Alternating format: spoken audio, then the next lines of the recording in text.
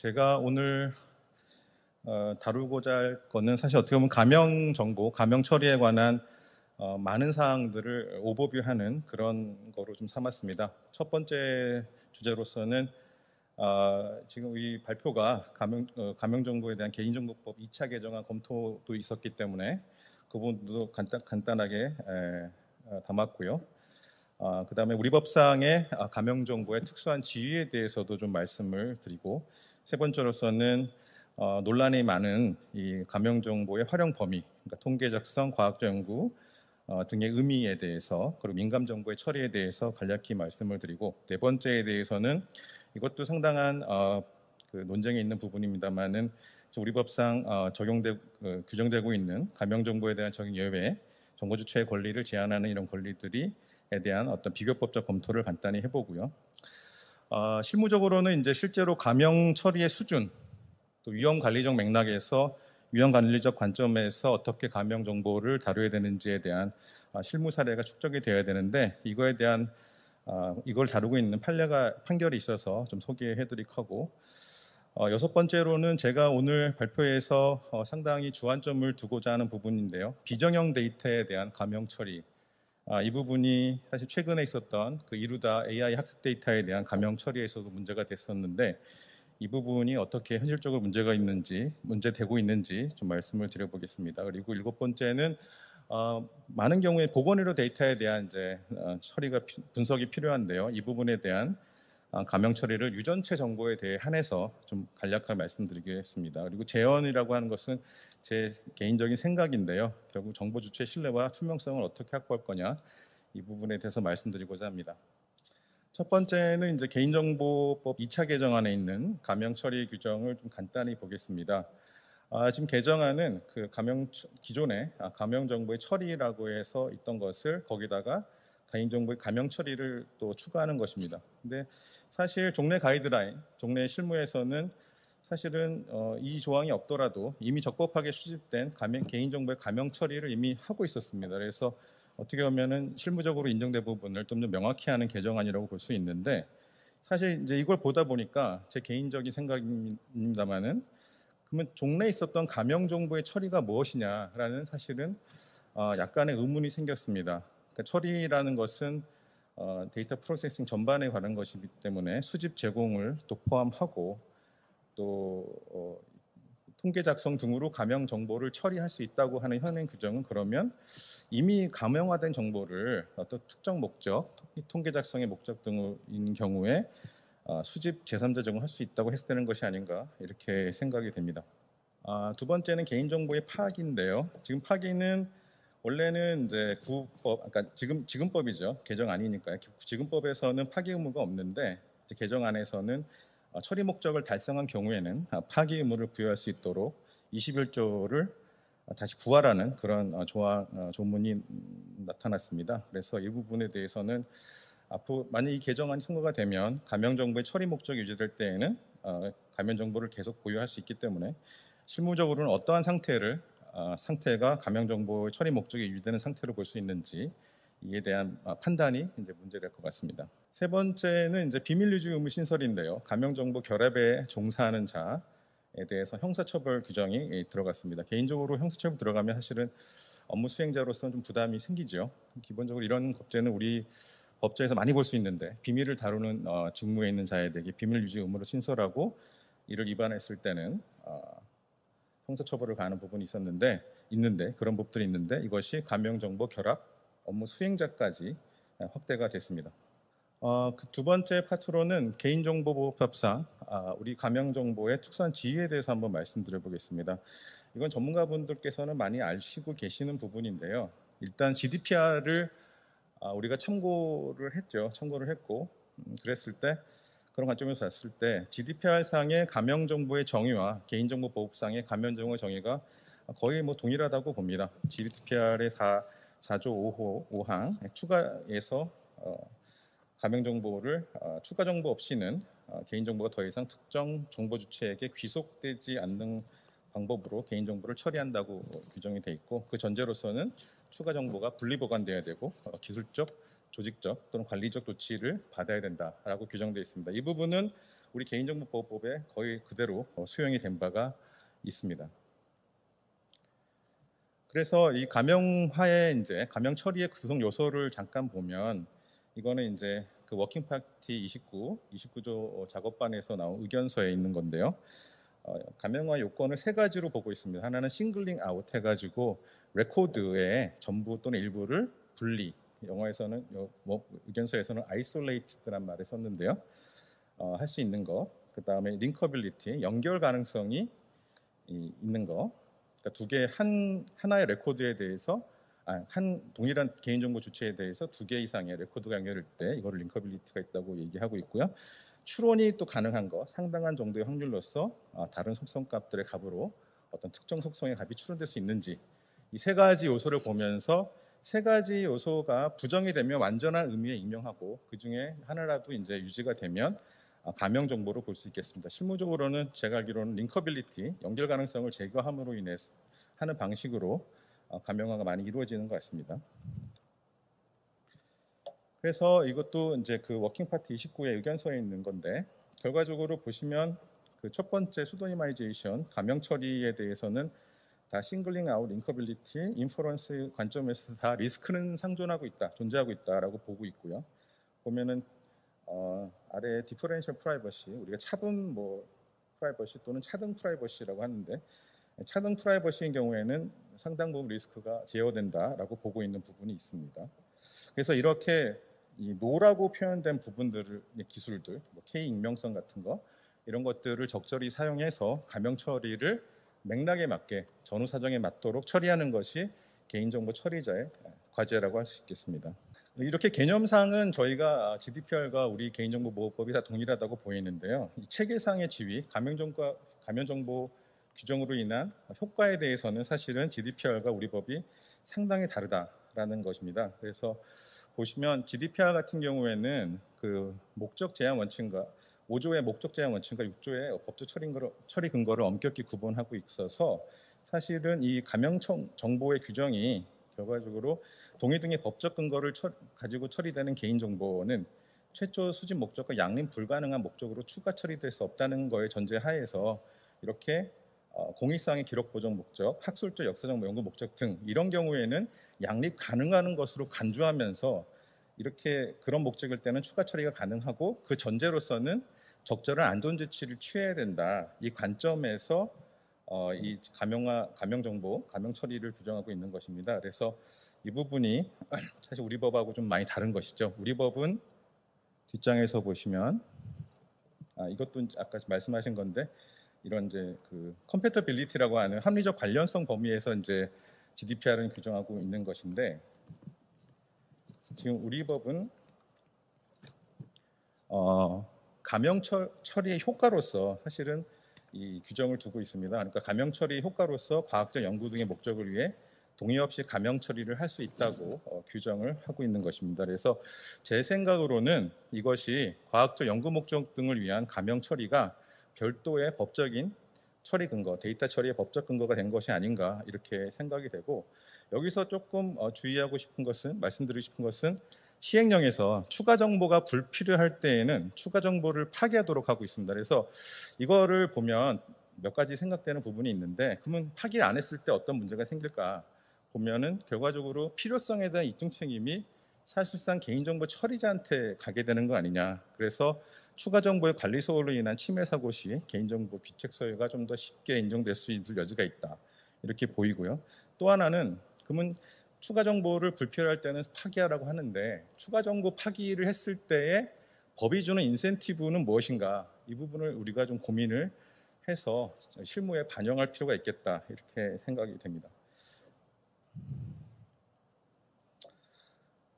그래서 우리 개인정보법을 보게 되면은 사실 이제 가명 처리에 관해서 GDPR보다 높은 규제 완화 효과를 부여하고 있다고 보입니다. 그래서 일견의 견해는 가명 처리 정도는 GDPR의 그것에 비해서 높은 수준의 것이거나 적어도 가명 처리 정보에 대한 추가적인 보호 조치가 있다는 견해가 있고 상당히 성질력이 있다고 봅니다. 다만 개인정보 처리를 위험관리적 관점 또는 맥락 기반 방식에 의해서 본다면은 사실 감형 처리 수준을 일률적으로 규정할 필요는 없겠다 이렇게 또 생각이 됩니다. 다음 파트는 이제 그 논쟁이 많은 통계 작성 과학적 연구 이 부분에 대해서 말씀을 드리겠습니다.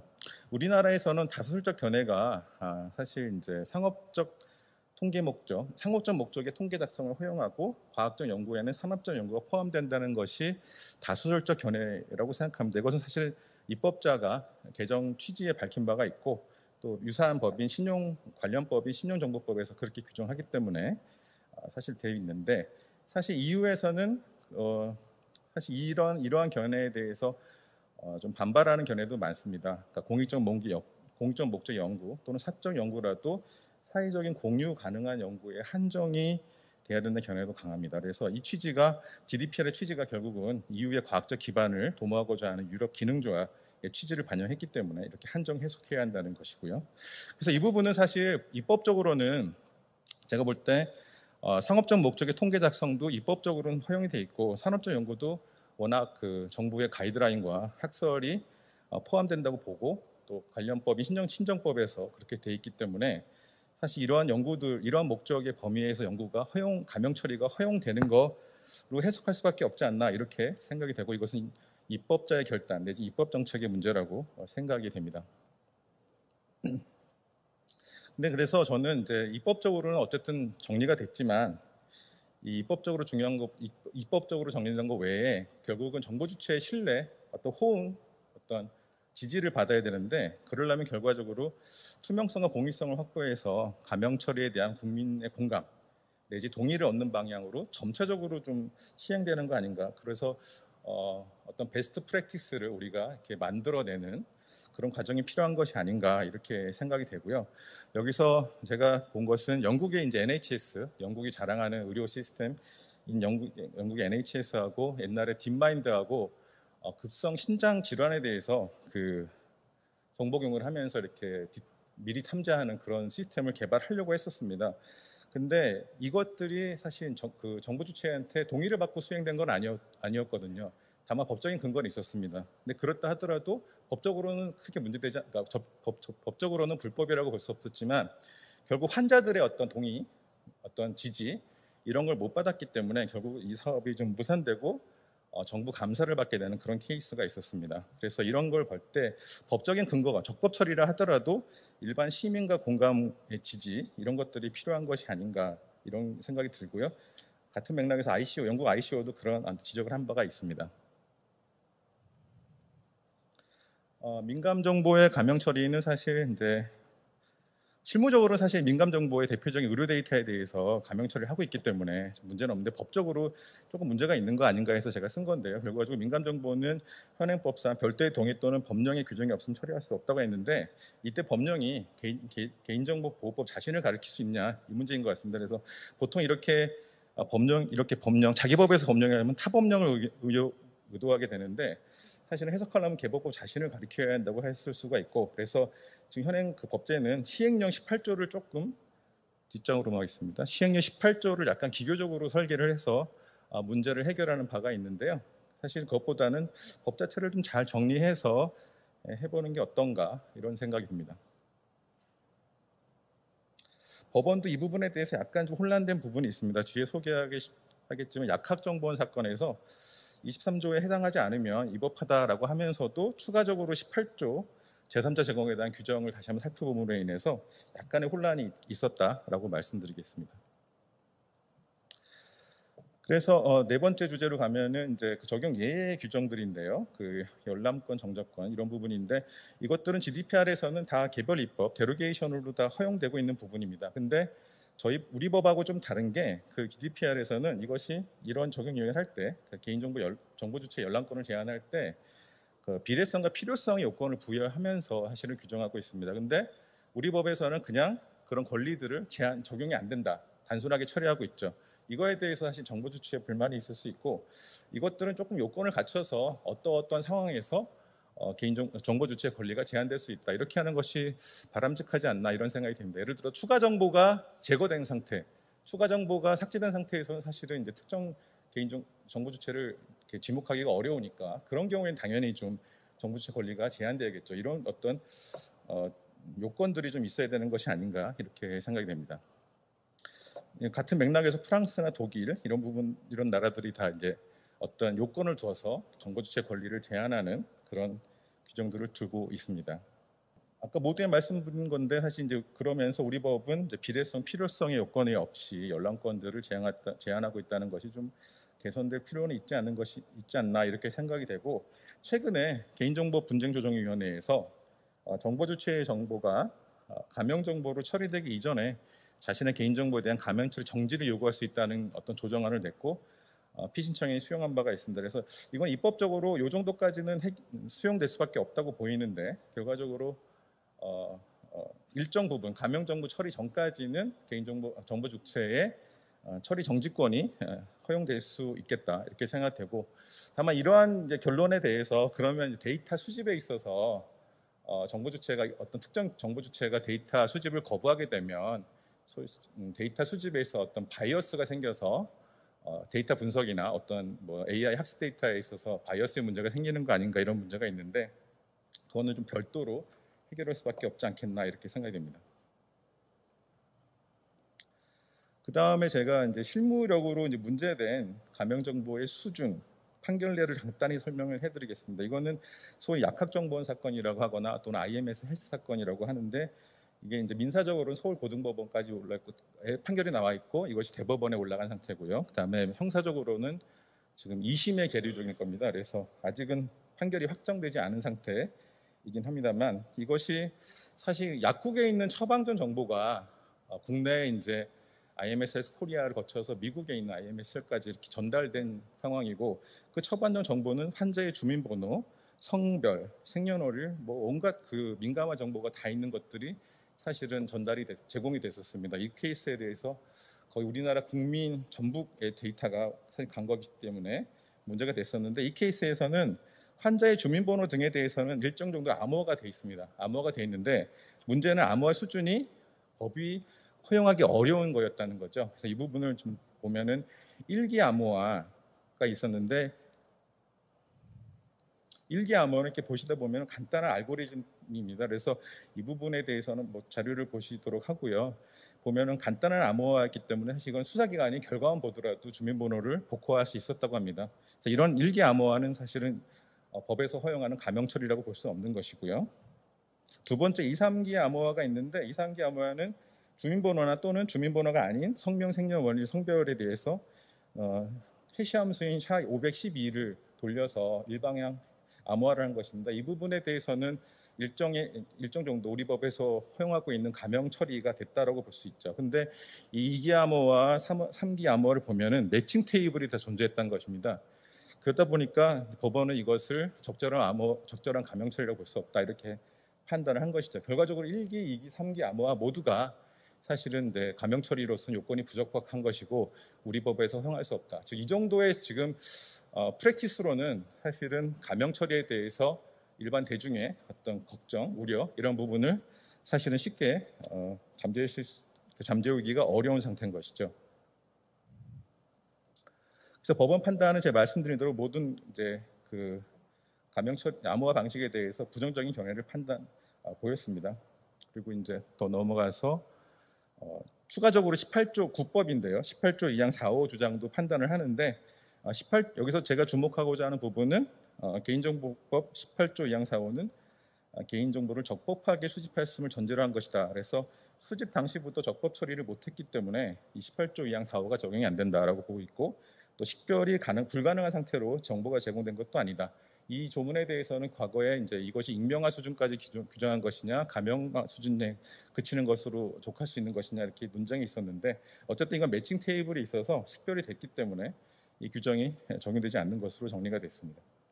비정형 데이터 가명 처리 또는 AI 데이터, 학습 데이터 가명 처리에 대해서 좀 말씀을 드려보겠습니다. 제가 볼 때 지금 정형 데이터에 대해서는 솔루션도 있고 그 가명 처리에 대한 솔루션도 있고, 그런데 이 비정형 데이터, 스트럭처가 안 된, 스키마가 없는 그런 데이터에 대해서는 가명 처리가 상당히 좀 기술적으로 어렵다고 알고 있습니다. 그래서 비정형 데이터라도 일정 데이터, 그 패턴이 인식되는 데이터들은 필터링이 가능한데, 사실은 명확한 패턴이 없는 이름, 상호 이런 것들, 또 블랭크가 있는 것, 불규칙적인 것들, 이런 것들은 가명 처리가 좀 어려워서 실제로는 이제 해결할 수 있는 방법이 마땅치가 않은 것이죠.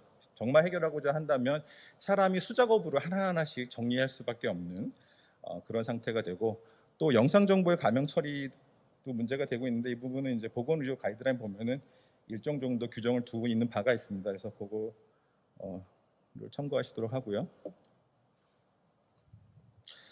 그래서 제가 생각할 때는 기계로 어떤 가명 처리, 비정형 데이터의 가명 처리를 할 수 없다면 결과적으로 수작업이 필요할 수밖에 없고, 제가 듣기로는 몇 프로 정도의 수작업이 불가피하게 필요하다고 알고 있는데, 그렇다면 사람이 개입하는 수작업 작업 과정에서는 개법법 위반 소지가 항상 있게 됩니다. 유출의 가능성도 있고, 또 이걸 위탁해서 데이터 전처리를 하게 되면은 사실은 이제 위탁은 문서로 해야 되고, 문서에 위탁에 대한 항목을 공개하게 돼 있는데, 이런 부분들이 작전이 되기가 좀 어려운 케이스지요. 그래서 이런 부분에 대해서는 너무나 불가피하기 때문에 좀 입법적인 규정. 근데 사실은 이게 전 세계적으로 이 부분에 저작권처럼 TDM 면책 규정은 사실은 전 세계적 입법이 되고 있는데, 이렇게 데이터 전처리 과정에 대한 입법 도트는 사실 전 세계적으로 없습니다. 그래서 이 부분에 대해 섣불리 입법적을 만들자고 제안할 수는 없는데, 상당히 좀 불가피한 상황이다라는 생각이 들고, 이 AI 데이터 그 다음에 같은 맥락에서 이제 이루다 케이스를 보면은 몇 가지 사항들이 존재하는데, 이렇게 AI 학습 데이터를 가명 처리하려면은 기본 첫 번째는 최초 개인정보 수집이 적법해야 되고, 두 번째는 개인정보 수집 후 가명 처리, 익명 처리가 필요해야 되고, 이렇게 가명 처리가 된 상태에서 발생할 수 있는 기술적인 문제점들을 또 극복을 해야 됩니다. 극복을 해야 되고, 결정적으로는 대화 문장 같은 것들은 기계적 판단이 어려워서 결과적으로 어떻게 비식적 처리를 판단하고 처리해야 되는지, 이 부분이 문제가 되는 것입니다. 그래서 이루다 케이스에 대한 개인정보보호위원회 결정이 있는데요. 제가 볼 때 중요한 것은 결과적으로 비정형 데이터에 대한 가명 처리에 대해서 개인정보보호위원회도 상당히 문제의식을 갖고 있었고, 상당히 이제 신중한 고려를 한 것으로 보입니다. 다만 이것에 대해서 현재 우리가 해결할 수 있는 기술적인 솔루션 또는 법적 솔루션이 없기 때문에 결과적으로 이것이 이제 개법법을 위반했다는 식으로 결론이 날 수밖에 없었는데, 이런 AI 학습 데이터를 처리하기 위해서 가명 처리가 불가피하고, 이를 위해서는 해결할 수 있는 어떤 수단이 없을 경우에 법이 이것을 무조건적으로 제재하는 것, 물론 불가피한 면이 있지만 뭔가 해결할 수 있는 여지를 남겨야 되지 않겠나, 이런 생각이 듭니다. 그래서 이 부분이 있고요. 이루다 케이스에 대해 사후적 고찰을 해보면은 아까 말씀드렸던 가명 처리, 비정형 데이터 가명 처리 이런 문제들이 있는데, 결국은 스타트업 정도, 30명 정도의 개발자가 있는 스타트업이 해결하기는 상당히 어려운 것이 아니었나, 이렇게 생각이 됩니다. 보건의료 데이터 부분은 좀 시간 관계상 좀 생략을 하고요. 이거는 유전체에 관해서만 잠깐 말씀을 드렸던 것입니다.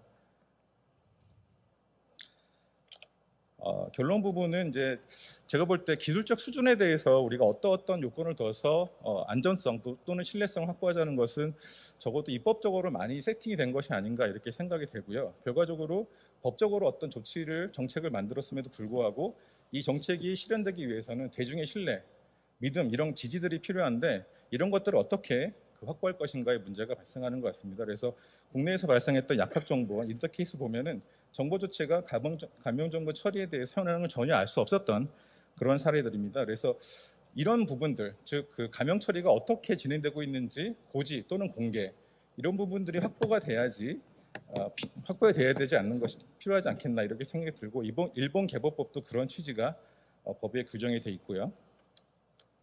우리 법도 사실은 이제 개인정보에 대한 가명 처리에 대한 공표 의무는 없지만, 사실 개인정보 처리 방침에 의해서 이런 가명정보 처리 현황이 공개돼야 한다고 해석이 되기 때문에 사실은 일본법과 크게 차이가 없는 것이 아닌가, 이렇게 생각이 됩니다. 그러니까 다시 말씀드려서 개인정보 처리자가 가명 처리를 하게 되면 그 현황들을 계속 개인정보 처리 방침에 업데이트를 해서 알려줘야 되는 것이죠.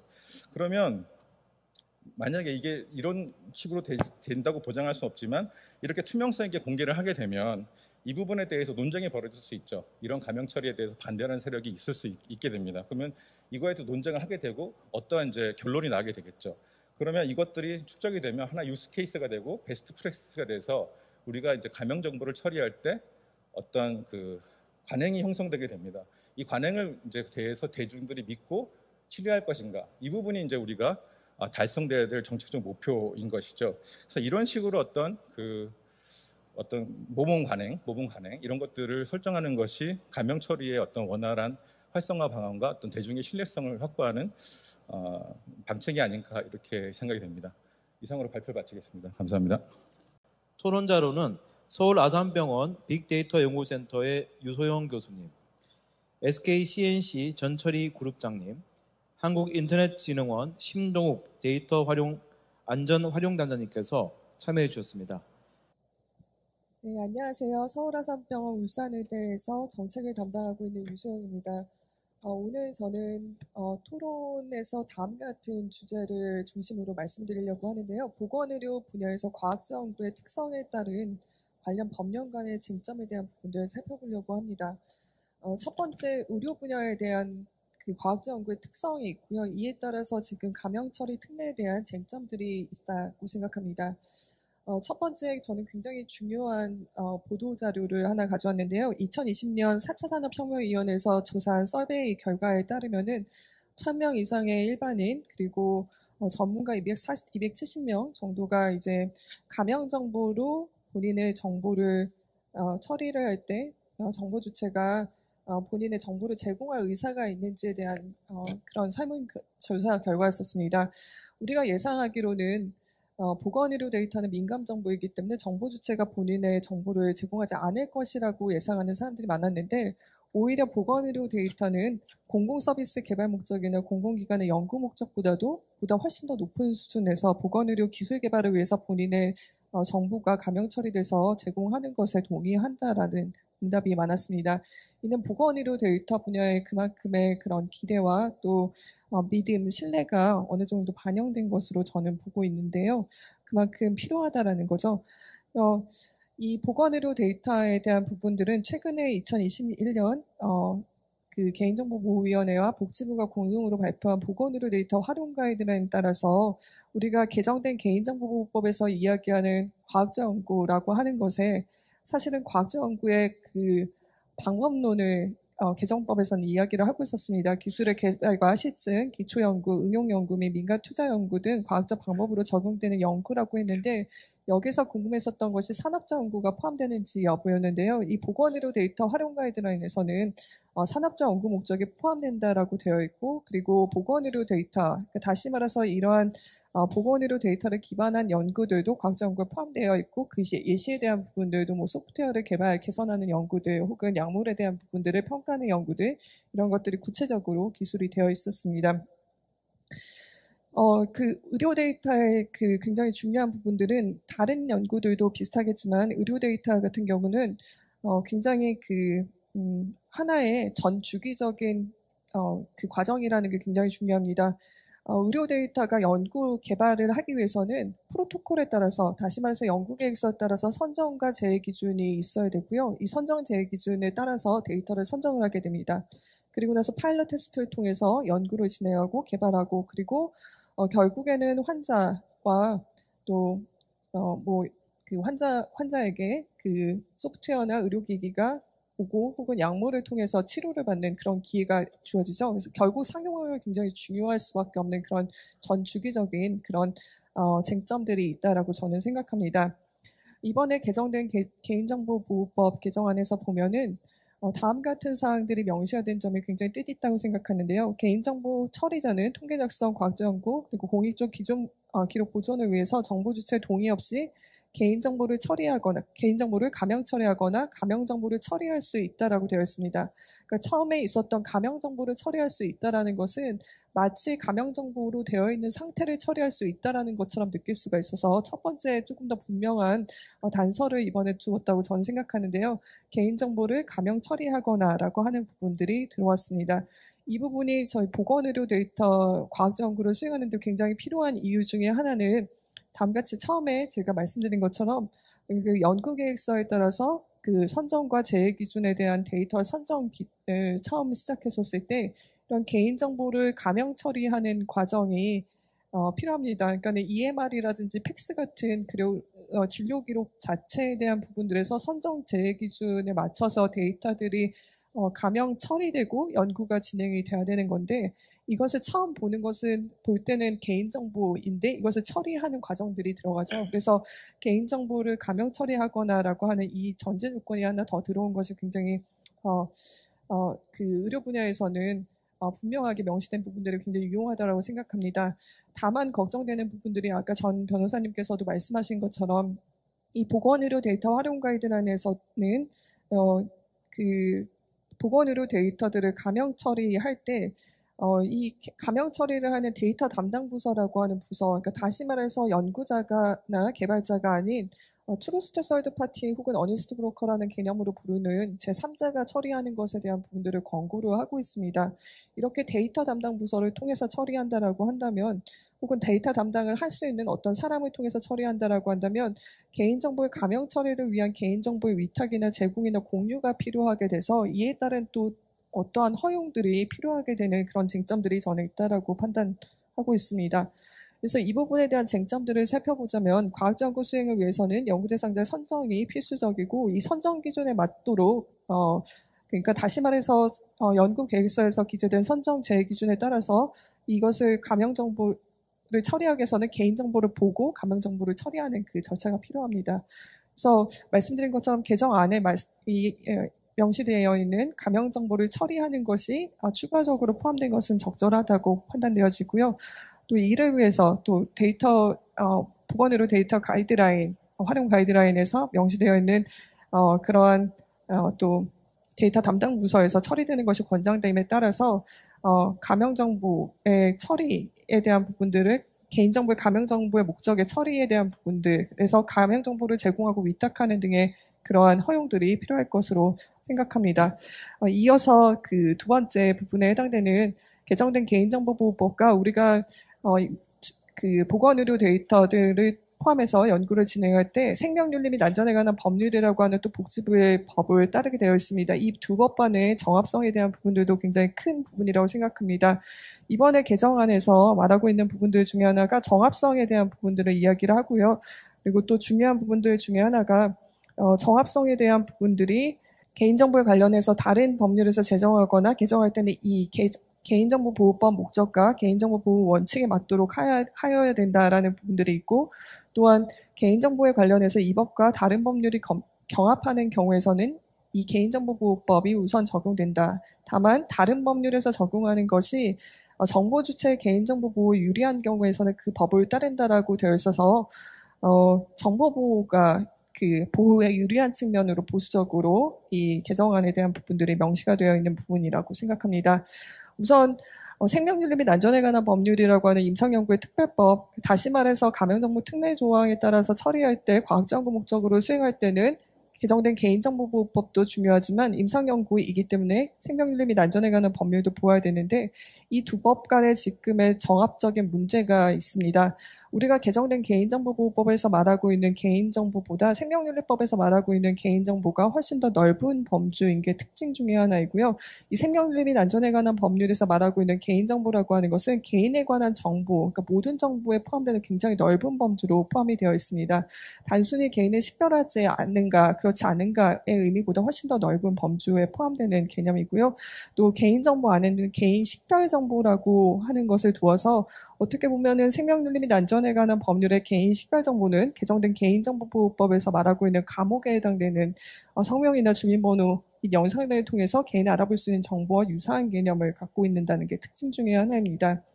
또한 생명윤리 및 안전에 관한 법률에서는 지금 개정된 개인정보보호법을 반영하지 않았습니다. 그래서 감형정보나 익명정보에 대한 개념은 없고요. 다만 생명윤리법 제2조에 익명화라고 하는 단어들은 있습니다. 이 단어는 개정된 개인정보보호법이 마련되기 전에 생긴 단어인데 익명화라고 하는 단어는 개인 식별정보를 영구적으로 삭제하거나 개인 식별정보의 전부 또는 일부를 해당 기관의 고유 식별정보로 대체하는 것을 의미하는 것으로 감형정보와 익명정보 둘 다를 포함하는 조금 더 폭넓은 개념으로 이해가 될 수가 있겠습니다. 개정된 개인정보보호법과 또 생명윤리 및 안전에 관한 법률과의 차이점이 어떤 부분인가 살펴보자면 개정된 개인정보보호법에서는 가명정보의 제3자 제공에 대한 부분들이 통계 작성, 과학적 연구, 그리고 공익적 보존 목적 등을 위해서 정보 주체의 동의 없이 가명정보를 처리할 수 있다라고 명시된 반면에 생명윤리 및 안전에 관한 법률에서도 개인정보의 제공에 대한 부분들이 생명윤리법 제18조에 명시가 되어 있는데 다음과 같이 어떠한 기준을 조건을 갖고 있는데요. 인간 대상 연구자는 연구 대상자로부터 개인정보를 제공하는 것에 서면 동의를 받는 경우에 IRB라고 하는 기관위원회를 심의를 거쳐서 개인정보를 제3자에게 제공할 수 있도록 되었습니다. 다시 말해서 개인정보를 제공할 때는 정보 주체로부터 동의를 획득해야 되고 또 IRB라고 하는 곳으로부터 심의를 받아서 제공을 할 수 있다라고 하는 것이 이게 그 특징 중에 하나입니다. 그러니까 개인정보보호법의 가명정보 처리와 생명윤리법에 따른 임상연구 목적으로 처리하는 부분에서의 차이점이 펼쳐지고요. 또 하나는 이 개인정보라고 하는 개념을 앞서서 설명드린 것처럼 생명윤리법에서 따른 개인정보라고 하는 것은 굉장히 브로드하다라고 말씀드렸습니다. 생명윤리법에서 말하고 있는 개인정보라고 하는 것을 다시 리마인드한다라고 한다면 개인 식별정보뿐만 아니라 유전정보, 건강에 대한 정보 등 개인에 관한 모든 정보를 의미하는 부분입니다. 쟁점은 저는 이와 같다고 생각합니다. 이 생명윤리법에서 말하고 있는 개인정보라고 하는 것은 개인정보보호법에서 말하고 있는 개인정보에서 말하고 있는 개인정보보다도 넓은 개념이기 때문에 가명정보는 당연히 포함된다라고 판단되어지고요. 익명정보 역시도 개인에 관한 정보로 했었을 때 익명정보도 포함될 수 있는 가능성의 여지가 있고 이에 대한 해석들 혹은 정리들이 필요할 것 같습니다. 개정된 개인정보보호법에서에 따라서 개정안에 따라서 적용을 했었을 때 보다 보수적인 생명윤리법에 따라서 보다 그 생명윤리법의 정보 주체를 보호하는 입장을 취하고 있기 때문에 연구 목적으로 처음 수집된 개인정보를 개인정보보호법에 따라서 가명 처리, 익명 처리한 경우라도 정보 주체, 연구 대상자의 동의를 받지 않았다라고 한다면 제3자에게 제공하지 못하는 결과가 생명윤리법에서는 일어날 수 있다라는 게 쟁점 중에 하나이고요. 그래서 생명윤리법에 따라서는 동의를 받고 수집한 데이터를 연구 데이터를 제3자에게 제공해서 연구를 수행하도록 하는 경우와 또 그 개정된 개인정보보호법에 따라서 진료 목적으로 수집한 데이터를 제3자에게 제공하여 연구를 수행하도록 하는 경우에서 그러니까 수집 목적이 처음에 진료 목적으로 수집됐는지 혹은 연구 목적으로 수집돼서 생명윤리법을 따르는지에 따라서 똑같은 연구를 진행하도록 하기 위해서 제3자에게 그 개인정보를 제공함에도 불구하고 이 형평성 문제가 발생할 수 있다는 게 큰 쟁점 중에 하나입니다. 그래서 조금 더 이해하기 쉽도록 마지막으로 쟁점을 비교했는데 개정된 개인정보보호법에서는 이제 진료 목적으로 수집한 정보, 예를 들어서 EMR이라든지 팩스라든지 여러 가지 검사 결과 정보들 같은 게 있을 텐데 우리가 뭐 진료 목적으로 동의를 받고 수집을 했겠죠. 네, 이것을 인간 대상 연구 목적으로 제3자에게 제공한다라고 했었을 때 이거는 개정된 개인정보보호법에 따라서 가명 처리 후에 이제 사용을 할 수가 있습니다. 하지만 생명윤리법에 따라서는 이게 연구 목적으로 처음 수집된 것으로 처음부터 동의를 받았다라고 한다면 그 똑같이 연구 목적으로 제3자에게 제공하는 경우 이렇게 다시 제3자에게 동의를 받는 것이 확인이 되고 그다음에 IRB 심의를 거쳐서 제3자에게 제공을 하게 됩니다. 제공 목적은 동일하고 제3자에게 제공하는 것이 동일함에도 불구하고 오히려 연구 목적으로 한 번 더 동의를 받았다는 그 이유만으로 그 근거만으로 제3자에게 제공하는 것이 오히려 어려워진 그런 상황들이 이번 보건의료 데이터와 관련된 쟁점들이 있을 수 있다고 생각하고요. 이런 부분에서는 이게 의도적인 목적이 아니라고 한다면 그 형평성을 위해서 그 개정된 개인정보보호법과 생명윤리법의 그 정합성의 고려가 필요할 것으로 생각합니다. 네, 경청해 주셔서 감사합니다. 안녕하십니까. 저 SK 주식회사 CNC DT 익스포트부를 맡고 있는 전철이라고 합니다. 저희 같은 경우는 아무래도 민간에서 사업을 주도하는 형태의 일들을 많이 하다 보니까 가명정보 결합과 관련해서도 저희가 어느 정도 상업적 목적의 통계 작성을 활용하는 목적에 포커스를 좀 맞춰서 진행을 하다 보니까 데이터 큐레이션이라는 얘기를 좀 언급하는 형태로 좀 진행을 하고자 합니다. 저희가 그 결합기관 인증을 받은 지 한 6개월 정도 지났습니다. 그러니까 시장에서 많은 고객들을 만나서 가명 처리에 대한 부분을 설명드리고 실제 사례를 발생시키려고 많은 노력을 했으나 실제적으로는 벌어지고 있지가 못합니다. 그 원인들을 몇 가지 좀 나름대로 고민을 해봤었는데요. 첫 번째가 이렇습니다. 데이터에 대한 결합에 대한 니즈가 가장 많은 데는 금융권이 상당히 많습니다. 하지만 저희 같은 결합 전문기관은 금융 데이터를 건드릴 수가 없게 되어 있는 상태이고요. 그러다 보니까 저희는 좀 더 포괄적으로 사업을 진행하고자 해서 데이터 큐레이션이라는 명제를 가지고 이거를 데이터 서비스화 하자라는 형태로 진행을 하고 있고요. 그러다 보니까 자연스럽게 너무나 상업적인 목적이지만 데이터에 대한 유통에 대한 부분들을 고민하게 되었습니다. 그런 상태로 또 다른 고객들을 만났을 때, 예를 들어서 금융지주의 빅데이터 쪽 담당자들을 만났을 때 실제 금융 데이터와 민간에 있는, 예를 들어서 다른 그룹에 있는 네트워크 데이터와 이런 데이터를 연결시켜서 대출에 대한 부분도 고려할 수 있을 텐데 라는 부분을 저희가 사례를 만들려고 하면 금융 데이터가 들어있기 때문에 저희 같은 사업자들은 결합에 대한 부분들을 사업화할 수가 없는 상황이 좀 많이 발생하고 있고요. 그래서 그런 부분들에 대한 데이터를 다룰 수 있는 영역에 대한 부분들에 대한 규제를 좀 완화시켜야 되는 게 필요하다. 그래야 가명정보 결합을 포함해서 데이터 큐레이션 사업이 실제 현장에서 혹은 비즈니스에 많이 활용될 수 있을 것이라 판단을 했습니다. 그리고 데이터 유통 측면에서도 고민돼야 되는 게, 결합기관에서도 말씀하셨습니다만 저희가 활용할 수 있는 데이터의 수준, 어느 정도 수준까지의 정보를 우리가 활용할 수 있는지에 대한 부분과 어떠한 정보가 어디에 있는지에 대한 부분을 찾을 수가 없기 때문에 그러한 가명정보 결합 혹은 데이터 큐레이션 사업이 활성화되지 못하고 있다고 생각합니다. 그래서 국가적인 차원에서 데이터에 대한 카탈로그 정보들을 관리할 수 있는 모습들도 가져가는 것도 상당히 필요하다고 판단을 하고요.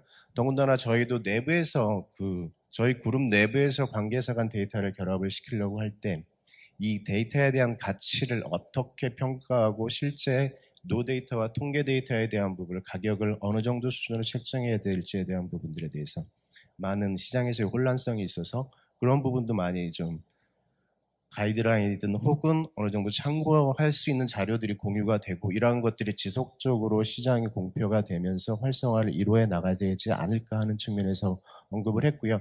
그러다 보니까 필요한 서비스나 요소들이 여러 가지 있다고 생각합니다. 전체적인 인포메이션 맵에 대한 부분, 그리고 데이터가 어느 형태로 임명 처리돼서 가명 처리되고 익명 처리돼서 어떻게 활용되지에 대한 메뉴판이 좀 필요하다고 판단이 듭니다. 실제 저희가 데이터에 대한 음식 원재료가 있지만 실제 저희가 식당에 가서 주문할 때는 그게 가공된 형태의, 조리된 형태의 메뉴를 선택하기 때문에 A와 B사의 데이터가 연결해서 어떤 목적으로 쓰였기 때문에 이러한 정보들을 우리도 가명 처리, 결합 처리해서 활용할 수 있을 것이다라는 이러한 메뉴들이 지속적으로 시장에 공유가 돼야 가명 정보 결합 처리를 포함하여 데이터 큐레이션 사업이 활성화될 것이라고 판단합니다. 네, 저는 이상 말씀을 마치도록 하겠습니다. 예, 안녕하세요. 한국인터넷진흥원 데이터 안전활용단 신동우입니다. 저는 앞에서 그 변호사님이 발제해 주신 그 내용 중에서 그 좀 이렇게 좀 추가 설명이나 아니면은 좀 의견을 좀 드리는 부분 중심으로 말씀을 간략하게 좀 드리겠습니다. 발제해 주신 내용 중에 이제 그 가명 처리와 가명 정보 이제 2차 개정 안에 이제 포함되어 있는 내용인데요. 그 자료에서 보시면 아마 이 그림을 가지고 이해하시는 게 좀 더 그 효율적일 것 같은데, 기존에 이제 개인정보에서 이제 그 동의받아서 적법하게 수집한 개인정보에서 가명정보가 시작하지 않습니까? 그래서 개인정보를 가명 처리해서 그 결과로 도출된 형태가 이제 가명정보이고, 이거에 대해서는 아까 그 변호사님께서 발제해 주신 바와 같이 어떤 특정한 그런 법적 요건을 이제 쥐어준 거죠. 그래서 가명 처리와 그 다음에 가명 정보의 처리에 대한 그 해석상의 좀 어려움이 좀 있을 수 있기 때문에 이 2차 개정에 좀 명확하게 반영을 한 사항으로 알고 있고요. 그 부분에 대해서 예를 들면 이제 왼쪽에 있는 그림 같은 경우가 가명 처리가 가명 정보 처리 안에 이제 그 포함되는 개념일 수 있고요. 그랬을 때 가명 처리는 가명 정보를 생성하는 뭐 많은 분들이 아시는 것처럼 개인정보보호법상에서의 그 처리라는 개념에는 굉장히 많은 그 행위들이 포함되어 있습니다. 뭐 연계나 뭐 이런 것까지 다 포함되어 있는 개념이고요. 그게 이제 그 정보를 생성하는 그런 부분도 이제 포함이 되어 있기 때문에 그렇게 해석을 하는 것이 맞을 것 같고, 다만 그 감염정보 특례의 그 목적이나 그 행위에 포함되지 않는 감염 처리가 분명히 또 존재합니다. 이제 요번에 이제 개인정보보호법 개정되면서 감염정보 특례 제도가 그 신설되기 전에도 일반적으로 이제 나는 보다 이제 개인정보에 대해서 좀 더 안전한 방식으로 처리를 하고자 한다라고 했을 때 기술적 그 수단으로서 감염 처리가 수행이 될 수 있고요. 그거에 대해서 이제 법 안에서 보면 다들 아시는 그런 개인정보 그 추가 이용 제공에 관한 그 조치사항의 시행령에 이제 그 하나의 그 수단으로서 이제 포함이 되어 있습니다. 암호화와 그 동일하는 게 위에 이제 수단으로 포함되어 있는데요. 이렇게 감염 정보 처리와 그 감염 처리에 대해서는 좀 혼선이 있고, 그리고 이 부분은 뒷부분에서도 잠깐 논의가 될 수 있는데, 그 아까 발제해 주신 내용에도 이 감염 처리와 감염 정보 처리에 있어서의 그 정보 주체 권리 보장에 관련된 내용과 또 이어지게 됩니다. 이 부분은 유소영 교수님께서 굉장히 많이 말씀을 주셔가지고 좀 간단하게만 말씀드리면, 그 GDPR이나 EDPB 뭐 이렇게 해서 여러 군데에서 이제 과학적 연구에 대해서 그 이제 좀 개념적으로 이제 설명해 놓는 것들이 있고요. 뭐 유엔에서도 비슷한 그런 문건들이 좀 있습니다. 근데 전반적으로 보면 과학적 방법에 대해 기술하는 내용들이, 그러니까 과학적 방법을 포섭하는 그 항목이 이제 좀 주를 이루고 있고, 아시는 것처럼 대부분 뭐 추론이라는 그런 방식, 죄송합니다. 가설을 설정해서 그거를 검증하고 그런 일련의 과정들을 수행하는 것들에 대해서 과학적 방법을 기술을 많이 하더라고요. 그래서 우리 법에서도 그런 부분들을 좀 전반적으로 규정을 해서 좀 폭넓게 좀 정리를 한 것으로 이해를 하고 있고요. 그리고 이제 그 부분에서 이제 어떤 분야라든지 주체라든지 자금이라든지 그런 다양한 것들에 대해서 좀 폭넓게 해석을 하고 있다라고 보시면 될 것 같고, 근데 이제 발제해 주신 부분에 있어서 투명성이나 공익성, 공익성 같은 경우에는 좀 약간 좀 논란의 그 소지가 좀 있을 거는 같긴 한데요.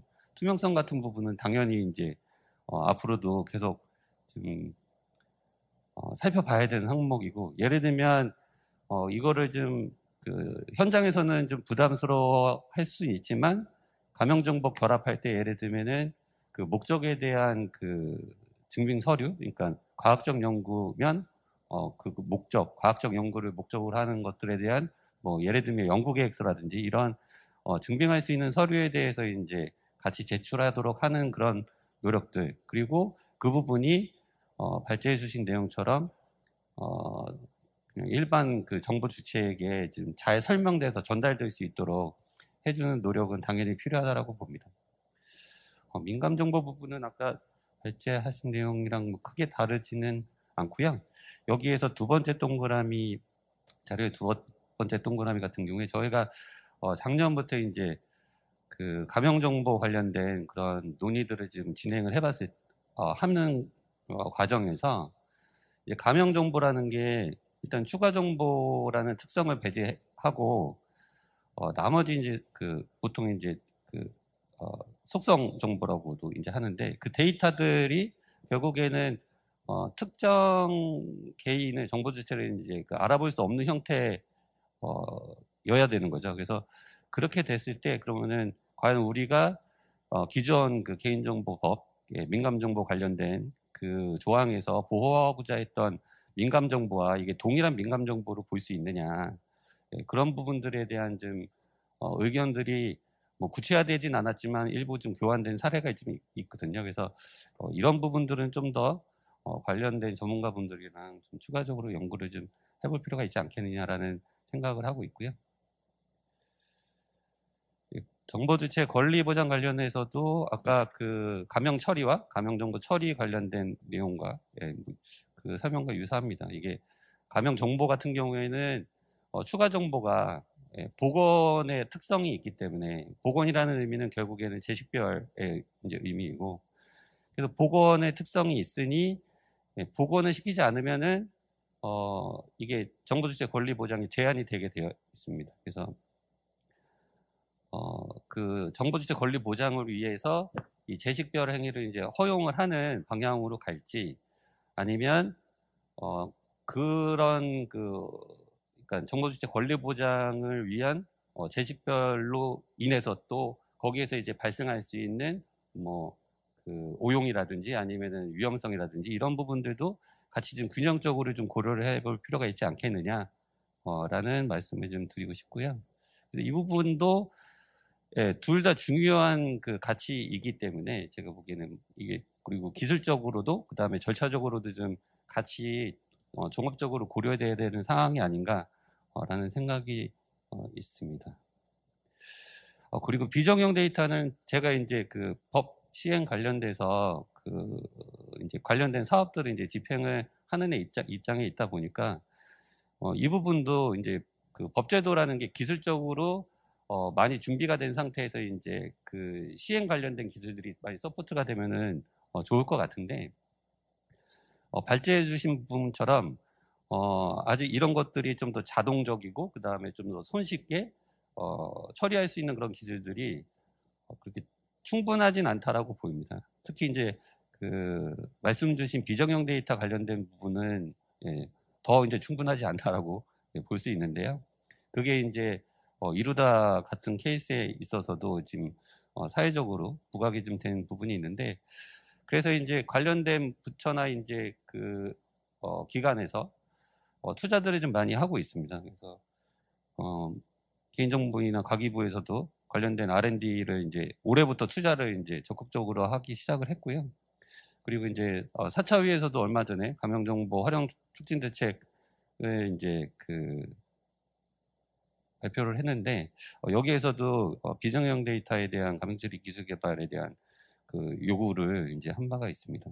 근데 이 부분은 이제 같이 이제 기술적인 것들을 이제 그 전문가분들이랑 고민을 하다 보면 결국에 감염 처리 자체에 대한 기술이나 자동화, 그 다음에 고속 처리나 이런 부분들도 중요하지만 실제로는 다시 이제 개인정보로 취한되는 그런 그 것들이 좀 있습니다. 이 취한된다라는 내용이 결국에는 감염 처리를 위해서는 감염 처리 대상이 되는 개인정보를 이제 탐지해내는 능력이 이제 있어야 되는데, 이런 것들이 아까 비정형 같은 경우에는 아직 우리가 그 아직 경험이 많지 않고 그 다음에 그런 것들에 대한 아까 패턴이 없다고 표현해 주셨는데, 대표적인 그런 기술적 장애 요인들이 이제 많이 있는 거죠. 그리고 거기에다가 추가적으로 해외에서도 이제 뭐 시츄에이션이나 컨텍스트 같은 표현을 빌려서 맥락을 고려해가지고 개인정보들을 탐지해내고 그거에 대한 적절한 처리 수준을 정하는 그런 그 챌린징한 것들이 좀 있거든요. 그래서 이 부분은 이게 단기간에 해결되기는 쉽지 않겠지만 좀 전에 이제 그룹장님께서 말씀 주신 것처럼 사례들이 굉장히 많이 나오고 그런 것들이 이제 그 공유되고 그러면서 기술 개발이랑 이게 좀 같이 맞물려 가지고 좀 진행돼야지 현실적으로 좀 쓸 수 있는 것들이 진행될 수 있지 않을까라는 생각입니다. 이상 토론을 마치겠습니다. 네, 감염 처리 활용 및 안전성 확보를 위한 추가적인 제도적 과제를 가지고 우리 심동훈 단장님께서 소중한 말씀을 주셨습니다. 감사합니다. 이것으로 세 분의 토론 반응을 마치고 이에 대해서 발제를 주셨던 전웅준 변호사님의 말씀으로 이번 주제를 마무리하도록 하겠습니다. 예, 저는 사실 이 부분에 발제를 준비하면서 사실 법적인 것들이 논란이 있었지만 입법적으로 일단은 데피니션이 돼 있다고 저는 생각을 합니다. 여기서 중요한 거는 이제 법률적인 이슈보다도 실무적으로 아까 제가 발제에서 말씀드렸다시피 이제 어떤 정보 주체의 신뢰와 구체적인 각 영역에서의 실무적 처리가 되면서 어떤 모범 관행들이 형성되는 이런 것들이 중요하다는 것을 다시 한번 말씀드리면서 마치도록 하겠습니다. 감사합니다. 네, 말씀 감사드립니다. 이것으로 첫 번째 주제에 대한 발제와 지정 토론을 마치도록 하겠습니다.